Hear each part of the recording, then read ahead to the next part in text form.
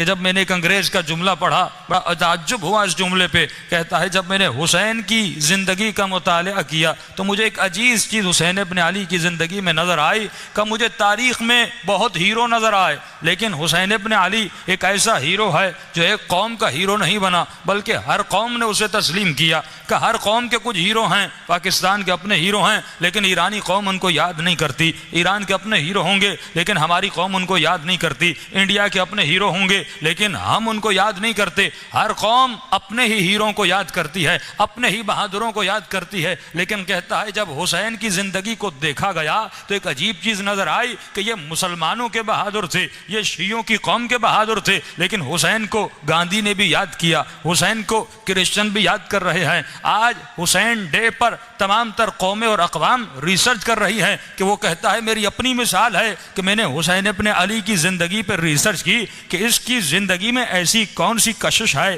اس کے کردار میں ایسی کون سی چیز ہے کہ دنیا کے عوالم کے لوگ وہاں پر جمع ہوتے ہیں. کہ آج کربلا ایک ایسا مقام بن گیا کہ سب سے زیادہ رش وہاں پر ہوتا ہے. تو کہتا ہے جب میں نے زندگی کا مطالعہ کیا، تھوڑا سا مسلمانوں کے قرآن کو پڑھا تو مجھے قرآن کی آیت نظر آئی کہ پروردگار عالم کی آواز آئی کہ وَلَنَبْلُوَنَّكُمْ بِشَيْءٍ مِّنَ الْخَوْفِ وَالْجُوعِ وَنَقْصٍ مِّنَ الْأَمْوَالِ. میں تم سے امتحان لوں گا، کبھی تمہیں مصیبت میں ڈال کر، کبھی تمہاری اولاد کو چھین کر، کبھی فقر و فاقہ میں ڈال کر، کبھی تمہارے بدن میں بیماری دے کر میں خدا تم سے امتحان لوں گا. اب کہتا ہے جب انسان کی زندگی کو پرکھا گیا تو یہ امتحانات کبھی جوانی میں لیا، کبھی بڑھاپے میں لیا، کبھی زندگی کس پہر میں لیا. جوانی میں فقر آیا، ایک مرتبہ اللہ نے اولاد دی، بیٹا اپاہج ہوا، یا اولاد اللہ نے چھین لی. کبھی اللہ ماں کو چھین لیتا ہے، کبھی باپ کو لے لیتا ہے. تو مختلف زندگی کے پہروں میں مختلف امتحانات لیتا ہے.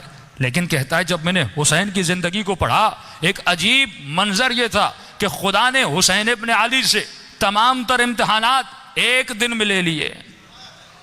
جیسے ہم عاشورہ کہتے ہیں، جیسے ہم 10 محرم کہتے ہیں، خدا نے ایک دن میں بیٹا چھینا.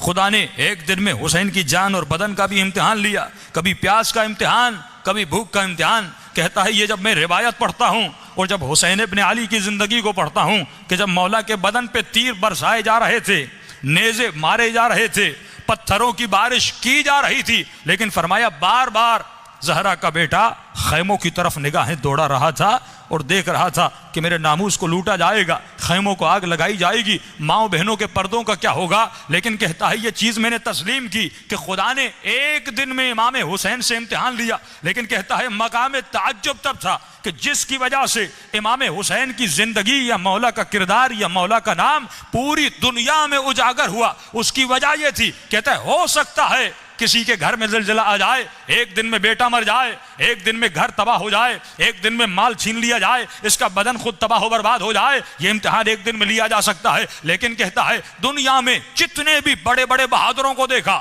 جب وہ مصیبت میں پڑے تو تھوڑا سا گھبرا گئے، تھوڑا سا پریشان ہو گئے. لیکن کہتا ہے جب میں نے حسین کے خطبے پڑھے مجھے ذرہ برابر حسین ابن علی کے وجود میں پریشانی نظر نہیں آئی.